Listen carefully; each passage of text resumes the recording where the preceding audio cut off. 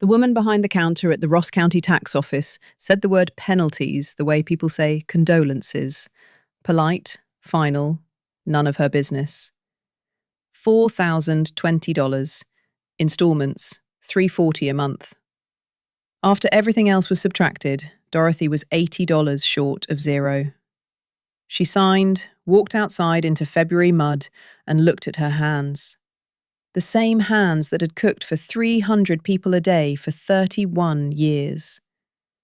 She didn't know what they were for anymore. She hadn't yet guessed they'd be worth more than her pension. Friends, drop a comment. Where are you from? And does your social security check actually last till the end of the month? We'd love to know who's listening, and hit that like button so this story reaches someone who needs to hear it right now. The envelope sat in the mailbox between a Kroger circular and a library notice about books she'd already returned. White, county seal, red stamp. Delinquent, second notice. Dorothy Holcomb opened it on the porch in her house slippers, because some things you don't carry inside until you know what they weigh. Delinquent property taxes for the period May through October 2024. $3,180. Penalties and interest, $840. Total due, $4,020. Failure to remit within 30 days may result in the filing of a tax lien against the property at 414 Maple Street, Chillicothe, Ohio, 45601. $4,020. More than 2 months of Social Security. Earl hadn't paid for 6 months, the whole summer and fall, while he was dying. Dorothy hadn't known. Property tax was his department, like gutters and trash. He paid online, first of every month, and she'd never looked at his screen because checking a dying man's bank balance felt indecent. The money had gone to medications. Oxycodone, $48 a bottle after Medicare, 2 a month. Morphine patches toward the end, from the pharmacy in Waverly, 30 miles each way. Adult diapers, the last 2 months. She'd used his debit card at CVS and Kroger without checking the balance, because arithmetic seemed obscene next to dying. At some point, the checking account ran dry, the auto payment bounced, and Earl either didn't notice or said nothing, because admitting there was no money was harder for him than pain. He said nothing. She asked nothing. And now she stood on the porch, understanding that $4,020 was coming from nowhere. She sat at the kitchen table. Small room, window facing Earl's rusted tomato cages in the snow. The GE range from 2008 flush against the fridge. And pulled his calculator from the junk drawer. Beige, cracked. The plus key stuck unless you pressed hard. Dorothy pressed hard. Habit, inherited like the calculator itself. Like his boots by the back door, she still hadn't moved. Social Security, $1,580. Minus property tax and insurance, $290. Minus medications, enalapril, naproxen, melatonin, $340. Because after Earl died, his employer supplement vanished, and 2 prescriptions that cost $12 now cost 10 times that. Minus groceries, $400. Minus utilities, $210. Minus household basics, $80. The screen read, $260. $260 for everything else. Now add the debt. $340 a month, 12 months. She punched 260 minus 340. Negative 80. She hit clear. 0. Dorothy looked at 0 and thought it was more accurate than any other number. Her hands lay on the table, short-fingered, strong, calloused, scarred across the left thumb from a mandolin slicer in 1997. 31 years at the Glatfelter paper mill cafeteria, 40 pounds of potatoes, 200 patties, a 50-gallon kettle of chili, 300 workers a shift. The mill closed in 2009. After that, her hands worked only at home, in the kitchen, and on the quarter-acre lot out back, where she grew everything that could be canned or pickled. She didn't think of it as a skill. She made jam. Who in Ross County didn't? She put up pickles. The whole county did. Gardens here grew like a second religion. There are women who've worked with their hands all their lives and are certain those hands aren't worth anything because nobody ever paid them more than a cafeteria wage. Val knocked and entered simultaneously. On Maple Street, that's how neighbours work. Dot, you got any onions? Bottom drawer. Val found the onion, noticed the open pickle jar on the counter, then noticed the envelope. What's that? Back taxes. 4,020. Earl didn't pay while he was sick. Val sat on the stool, still in her coat, and was quiet. Rare for a woman whose mouth outpaced her brain on a good day. Lord have mercy. And you? Didn't know. Val picked a pickle from the jar and bit in. The crunch carried across the kitchen. Sharp, clean, garlic and dill and horseradish, with that deep sour bite that only comes from 6 weeks in a crock. Dot. She chewed and looked at Dorothy the way you look at someone sitting on a treasure chest and complaining about being broke. You need to sell these. Kroger's. $2.50 a jar and they taste like wet cardboard. I'm not some lady at a card table, Val. Who said card table? I said sell. Different thing. Dorothy didn't answer. Val left with the onion and the pickle, trailing drugstore perfume she wore from habit, though she had nowhere to wear it. That evening, Dorothy pulled on Earl's Carhartt and went to the basement. She hadn't been down there since November. Since the funeral, a tiredness had settled so heavy her legs gave out by noon, though she wasn't doing anything, just existing, and existing takes effort.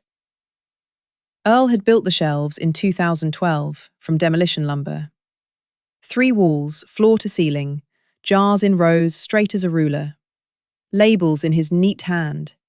Cherry 2024, pickles, Dot's signature.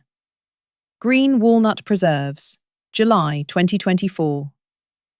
She pulled the chain on the bare bulb and saw, bottom shelf, 12 jars cracked from a freeze. The ceiling pipe was supposed to be wrapped every fall. Earl did it every year, foam and duct tape. This fall he'd skipped it. Cherry, blackberry, pear. Leaked onto the concrete in a dark, sweet puddle she stepped in before she noticed. She stood in that puddle and thought not about money, but about how Earl would have been upset. He was proud of those shelves. Then she counted what survived. 48 jars total. And on the top shelf, where it was warmer, 8 jars of green walnut preserves. July 2024. The last batch they'd made together. He shook the branches of the walnut tree at his mother-in-law's lot. She caught the walnuts in a galvanized bucket, and both came home with hands stained dark brown from the husks, a colour that doesn't wash out with soap, soda, or bleach. Dorothy took one jar and turned it toward the bulb. Dark, thick, whole walnuts like small green hearts in amber syrup. Earl's label, Dot's signature. She put it back, killed the light, climbed the stairs. Behind her, a sweet puddle, 48 jars, and 8 walnut preserves up high in the warmth, as if someone had known those would be needed most. Next morning, she mailed a letter to Kristin in Columbus, handwritten on a legal pad, because you can't interrupt a letter. At the post office, among lost dog flyers and bus schedules, a bright poster.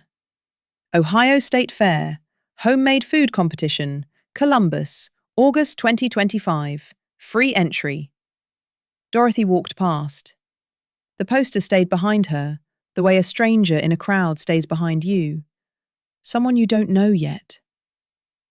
At the tax office, she waited 40 minutes, signed the payment plan, $340 a month, 12 months, and walked out with the schedule folded in her coat pocket next to 2 butterscotch candies she carried in case her sugar dropped. February mud, fingers bending in the pocket.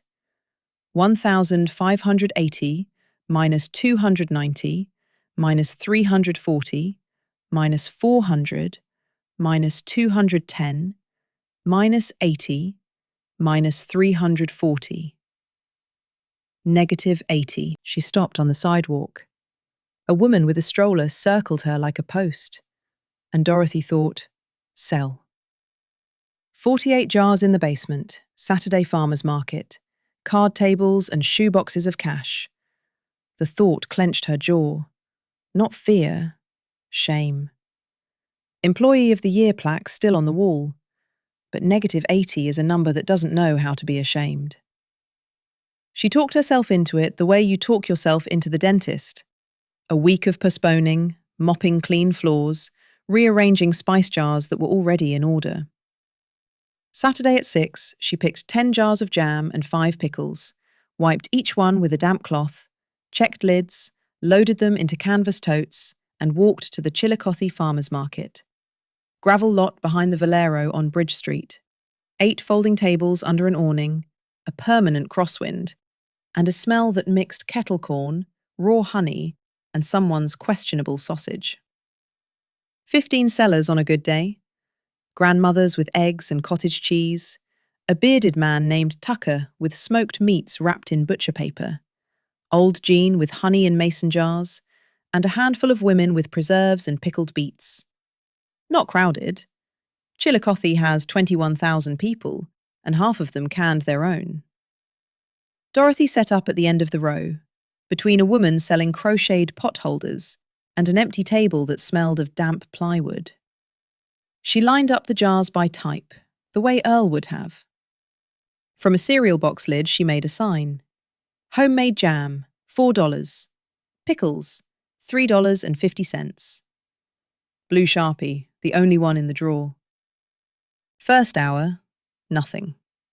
She stood mute, staring at gravel, feeding like a crasher at someone's party. The potholder woman hollered non-stop. "Potholders, 2 for $5!" And the sound scraped Dorothy's nerves raw. She couldn't force herself to say, homemade jam.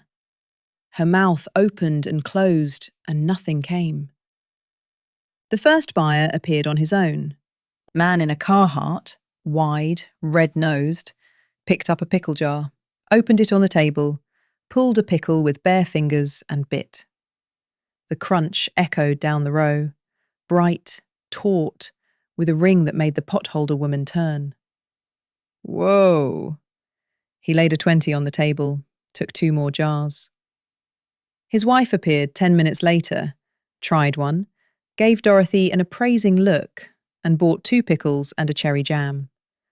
$1,000 look for a $14.50 sale. But something in the woman's nod told Dorothy her pickles had just been admitted into a private club of things worth crossing a parking lot for. By noon, 8 jars of jam, all 5 pickles. Revenue, $49.50. Net, after materials, about $40. She flipped the tax envelope and wrote on the back in ballpoint, cost per jar jam, 55 cents. Sale, $4. Profit, $3.45.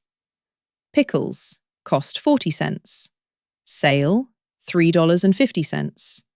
Profit, $3.10.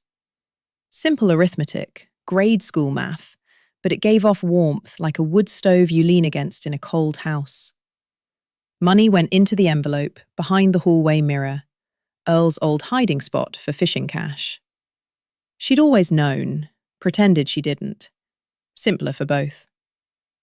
Old Jean wandered over during the lull. Tall, thin, beard like a barn cat after a fight. Good product, new lady. I know a fella ships to restaurants in Columbus. Good money. Want me to connect you? Dorothy felt something stir, quick, hungry. Call him. The contact never materialized. 2 weeks? 3? Jean muttered about Columbus people being busy. Dorothy stopped asking. Understood he was the kind of man who inflated his importance, and the contact probably hadn't existed in years. The 15 jars she prepared for Columbus restaurants, she gave to neighbours. Free, because her pride wouldn't let her sell them downgraded, and her hands wouldn't let her throw them out. $9 of sugar and lids, gone to gifts. $9. A gallon of milk and a carton of eggs. In late April, she put out 2 of the 8 walnut jars, priced at $10. When she wrote the number, her hand shook, because $10 for preserves and Chillicothe seemed almost rude. She stood silent, hoping the jar would explain itself. It did. An old woman with a cane, small, wool shawl, suspicious eyes, peered at the jar. "This really homemade? Looks too good for homemade." "It's homemade," Dorothy said, and there was no offence in her voice, only surprise, because in 50 years of putting up preserves, nobody had accused her of buying jam at a store and passing it off as her own. The woman bought one, went home, came back an hour later.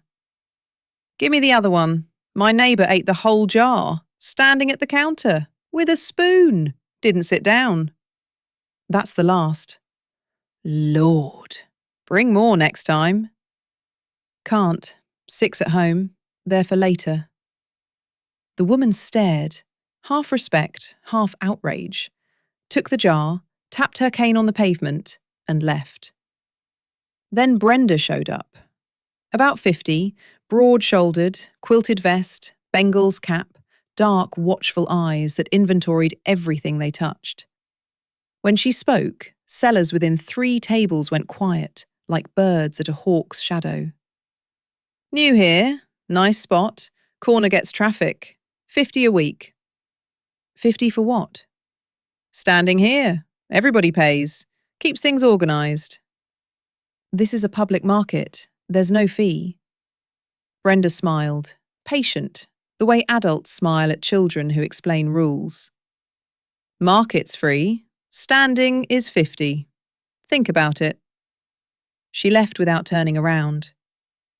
The potholder woman whispered, "Just pay, Dot. Everyone does. Her cousin works at City Hall."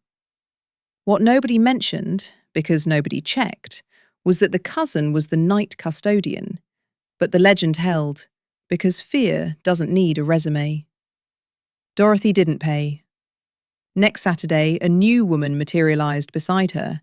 Also jams, also homemade, priced at $2.75. By noon, Dorothy had sold 3 jars instead of 8, and the envelope gained only $11. Kristin called that evening. Not because of the letter. "Mum, it's 2025. Who writes letters?"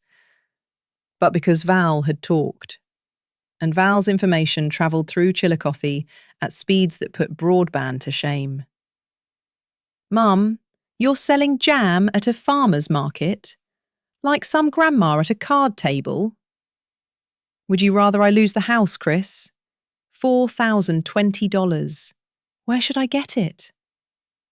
"Mum, I could help." 100 every couple months. That's 1,000 a year. Debt's 4,000. Math, Chris. Silence. Not guilty. Irritated. The silence of daughters who know their mother is right and resent the weight of it. Because admitting it means shouldering part, and the weight is heavy, and the mortgage is heavy, and 2 kids, and Columbus is heavy, and Mum with her jars is the last straw. "Mum, it's embarrassing." "For whom, Chris? You or me?" Kristin hung up. Didn't call for 2 weeks. Dorothy paid Brenda in April, 2 20s and a 10, grinding her teeth. Because without the spot, there were no sales. Without sales, no payments. Without payments, a tax lien and shame. She feared shame more than Brenda, more than poverty. Because poverty is when you can't eat. and shame is when everyone knows it.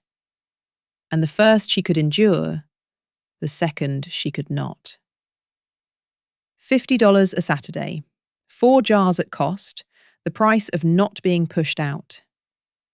April burned through the last of winter. Not at once, but through mud, the way you cross a swamp. Step, suck, step. And underfoot the southern Ohio mix of thaw water, clay, and red earth that coats everything one colour. The trees on Maple Street stood bare, black, and the sky between them was grey-white, the colour of a clinic hallway. But by May, something shifted.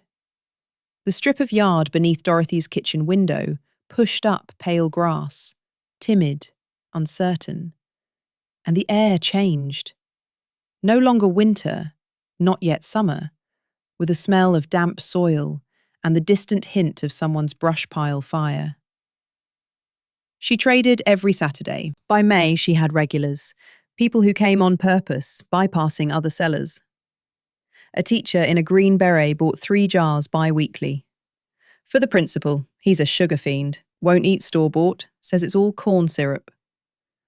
An elderly couple, he in a ball cap, she in a cardigan regardless of weather, bought pickles every visit. And every time the husband opened a jar right there, fished out a pickle, crunched, and told his wife, "See, June, cheaper doesn't mean edible." The Carhart man appeared every 3 weeks. Silent, 5 jars of pickles, like buying ammunition, fast, businesslike, no discussion. By the end of May, Dorothy had sold 30 jars of various preserves and all 4 walnut jars she'd put out. Net, about $520. She'd paid $340 a month, from Social Security and market earnings mixed together. 3 payments so far, $1,020 toward the debt. The envelope behind the mirror swelled or thinned, depending on the Saturday. Good week thick, bad week thin. Remaining debt, roughly $3,000. Then, in June, the health department came to the market. Morning was sunny, the first real summer day, warm wind carrying linden flower sweetness from the tree by the Valero, and the market looked almost festive. 2 inspectors in polo shirts, clipboards in hand, official faces. They moved down the row. "Good morning. Cottage food registration, please." Tucker had a folder thick as a war novel. Old Jean had a certificate from the state apiary board, creased in a plastic sleeve. Dorothy had nothing. The young inspector, polite, late 20s, glasses, pen behind his ear, stopped at her table, looked at the 16 jars, looked at Dorothy, looked at the price card. "Ma'am, Ross County Health Department, routine check. Under Ohio law, home-produced food sold directly to consumers requires cottage food registration. Jams and preserves are covered. You're fine once you register. Pickles, acidified foods, are a grey area and may need a food safety plan. I'll issue a warning today, no fine, first offence. Pickles off the table until we get clarification. Register online. It's free, takes 10 minutes. Every word was foreign. Cottage food, something from an internet she didn't use. Acidified foods, a phrase no one at the mill cafeteria had ever uttered. Registration, something from a world where selling a jar of pickles required the same paperwork as selling a used car. The word warning hit the market like a plate dropped in a quiet diner. Everyone flinched. Old Jean slid to the far end of his bench. The potholder woman looked away. Brenda watched from 3 tables down, face saying what her mouth didn't need to. "Told you." The inspector wrote up the warning, neat, legible, the handwriting of a conscientious graduate, and Dorothy stood watching her jars become home-processed product offered in potential non-compliance with Ohio Revised Code section. Every letter a nail. Not a coffin, but something close. 3 months of work, $500 earned, $3,000 still owed. He left. Customers drifted away. Brenda passed without slowing. No papers, no market. Dorothy packed the jars into the totes, slowly, one by one. Same motion as the morning, only now without hope. 16 jars, 8 pounds of glass, sugar, and labour that weighed 10 times more than 8 pounds, because heaviness isn't only physical. She walked home, saved $1.50 on the bus. Past the Linden in Bloom, past the post office where the State Fair poster still hung behind plexiglass. She didn't look. At home, on the kitchen chair, she stared at the calculator and the tax envelope with her scribbled numbers and a fresh letter from the county. No longer a warning, but a reminder. 30 days. And for the first time since November, she felt not tiredness, not grief, but anger. Quiet, dense, like dough kneaded past the point of softness. At Earl, who died and left a debt.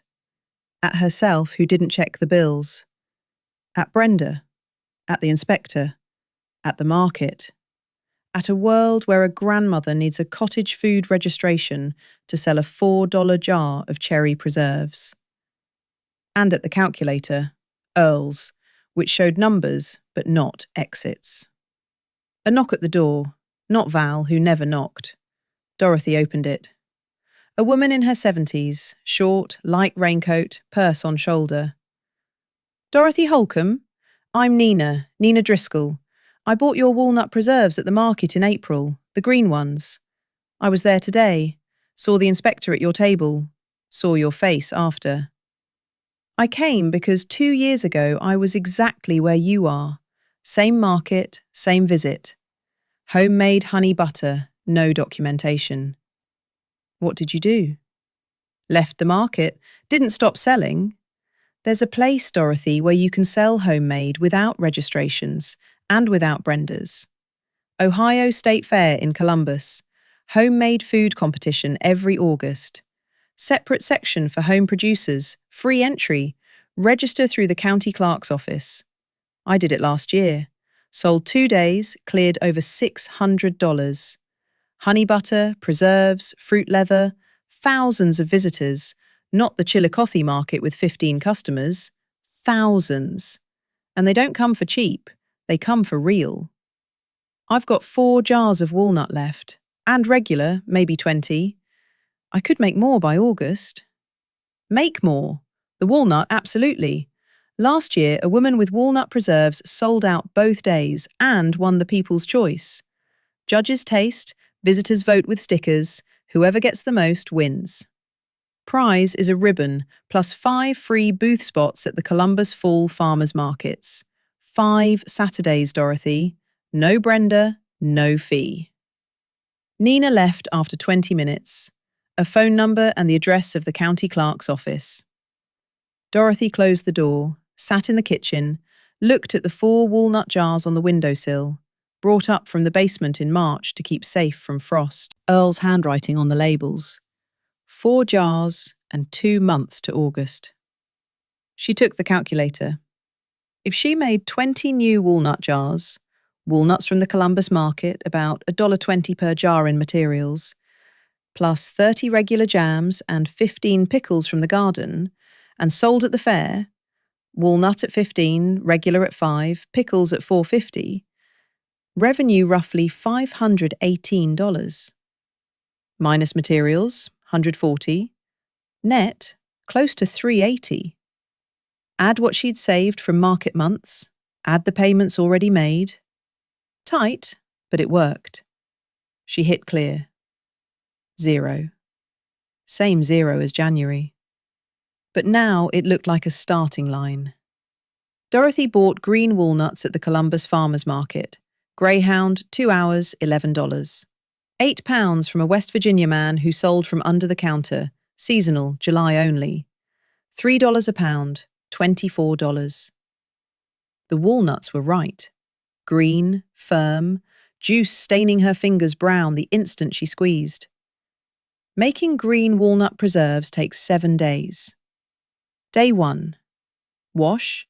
Pierce each walnut with a heavy needle 4 times through to the core. 200 walnuts, 800 punctures, and by evening her index finger burned with a bruise under the nail from the needle slipping at walnut 150. Days 2 through 4. Soak in cold water changed 3 times daily. The water goes black each time, tannins leaching out, the kitchen smelling sharp and medicinal. Day 5. First syrup. Sugar, water, boil, pour, overnight. Day 6. Drain, new syrup, thicker, add half a lemon, 39 cents at Kroger, a small number that still has a name. Day 7. Final syrup, darkest, caramel and honey at once. Pour, boil, ladle, seal.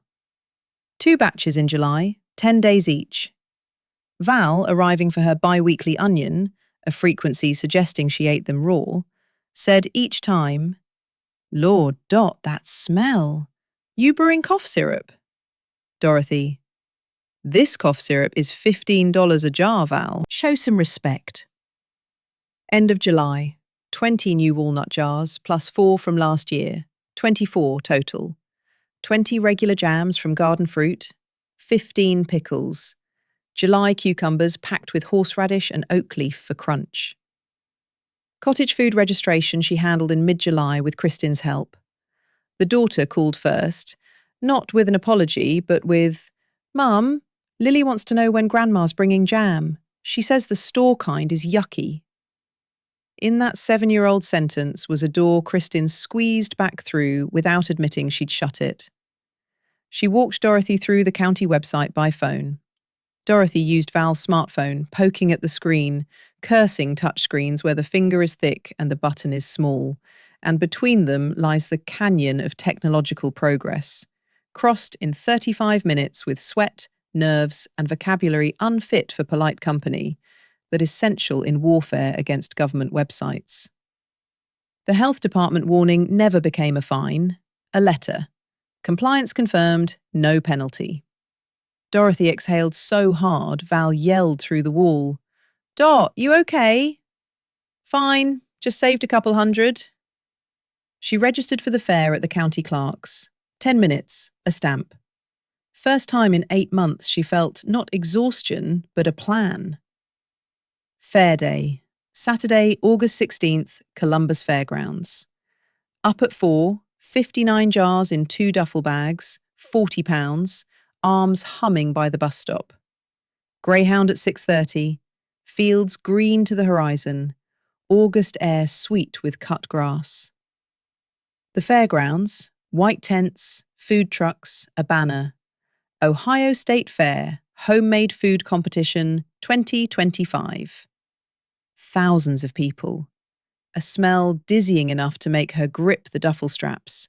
Honey, smoked meat, bread, and sweet, sweet, sweet. Booth 23, back row. Jars arranged Earl's way, straight as a ruler. Price cards on heavy stock. Nina's advice. Cereal box lids aren't the look. Green walnut preserves, $15. Jam, $5. Pickles, $4.50. At the bottom of each, Chillicothe, Ohio, Dorothy Holcomb. Tasting sauces. Earl's wedding china, used twice in 40 years, now at a fair next to a funnel cake truck. He'd have given that half grin. Well, Dot. A man about 40, linen shirt, beard, tasted the walnut. Froze. His wife pushing a stroller. "You okay?" "I'm great. So great I want to buy everything." 5 jars. Came back with 3 friends. A woman in a straw hat. "Like my aunt's in Kentucky, only better." By 2 o'clock, walnut was gone. All 24 at 15 each, $3.60. Regular jams, 17 sold. Pickles, all 15. People's Choice at 3.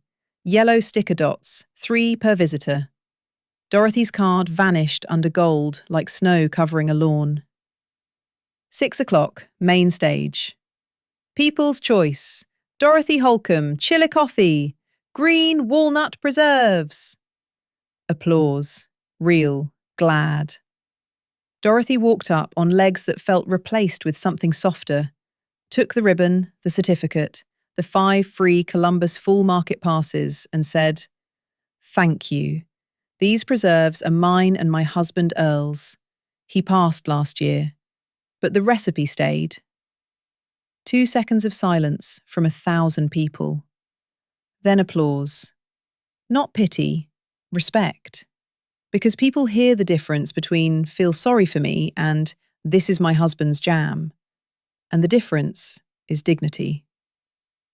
Kristin came at noon, unannounced, with Braden and Lily. Lily hurled herself at Dorothy so hard the saucers rattled. Braden photographed the booth. "Grandma, can I post this?" Dorothy nodded. Braden with a phone was Earl with a calculator. Before leaving, Kristin said quietly, not meeting her eyes, "Mum, I'll set you up on Facebook Marketplace. Braden took good pictures." That was her apology. Not words, action. Earl fixed faucets. Dorothy baked pies. Kristin opened Facebook. Same language, different grammar. 2-day total. Walnut, 24 at 15, $360. Jams, 17 at 5, $85. Pickles, 15 at 4.50, $67.50. Revenue, $512.50. Minus bus and materials, about $160. Net, roughly $350. On the Greyhound home, the envelope held about $2,200. Fair earnings plus months of market savings. 6 installments of $340 paid. $2,040 from envelope and Social Security together. Remaining debt under $2,000. Envelope $2,200. First time in 8 months the right number was larger. Dorothy closed the debt in September. Same office, same cherry-nailed woman. Cash on the desk. $1,980 in full. Counted. Stamped. Paid in full. That was fast. Preserves. Green walnut. The woman didn't understand. Didn't ask. Home. September. Yellow leaves. Purple asters beneath the kitchen window. Planted in May and blooming the way everything blooms that's planted on time and with intention. Old Jean at the market. "Hey, Dot, my honey, your preserves, gift boxes for Christmas, honey and walnut. Think about it." Dorothy wrote the idea on a Greyhound ticket stub, because good ideas don't wait for notebooks. Evening, basement. Bare bulb, 40 watts, hanging on a wire. Earl's shelves, wooden, 2012. Bottom row empty, concrete scrubbed clean in March. Middle rows thinner. But in the cleared spaces, new jars. Gleaming, August and September stock. Her handwriting. Cherry 2025. Pickles, Dot's signature. Green walnut preserves, July 2025. Same text, different hand. Same order, jar beside jar. Earl would have approved. She knew it not with her head but with her hands, which placed the jars exactly as his had. Because order isn't habit, it's memory, and memory lives in motion longer than in words. Top shelf, 14 new walnut jars, made alone in July. He didn't shake the branches, she bought the walnuts. He didn't write the labels. He wasn't there when the syrup boiled and the kitchen smelled of caramel. But the recipe was theirs, 20 years of experimenting, and in every jar were 20 summers, and in every walnut the sound of it hitting the bottom of a galvanized bucket, and his voice from above. "Catch 'em, Dot, catch 'em, they're coming down." She left the light on, didn't close the door, climbed the stairs. Behind her, shelves half old, half new, and on every jar, Dot's signature. Written by Earl, rewritten by her. Same name, same hands, the ones that caught walnuts and the ones that sold preserves. Same life, only now with a price card, a receipt stamped paid in full, and 5 free booth passes in the envelope behind the mirror, next to the money, next to the memory, next to where Earl once hid his fishing cash. Cost of a jar of jam, 55 cents. Sale, $4. Profit, $3.45. Walnut, cost $1.20. Sale, 15. Profit, close to 14. Simple arithmetic. Behind it, 4 rules that work for any homemade product. First, count costs honestly. Sugar, propane, lids, even the rings on the jars. Without that, you don't know if you're earning or subsidizing someone else's table from your Social Security. Second, don't give away free what people will pay for. Generosity is fine. When the budget is -80, generosity is a luxury. Third, on big orders, take a deposit. Materials cost money, and that money should be the customer's, not yours. Fourth, don't apologize for the price. A recipe perfected over 20 years is worth more than factory jam. People know it, if you know it first. Write in the comments what you can do, even if it seems like a trivial skill to you: sewing, pickling, baking, or doing repairs. Behind every one of these trivial skills lies real money. And someone reading this right now might finally take the plunge.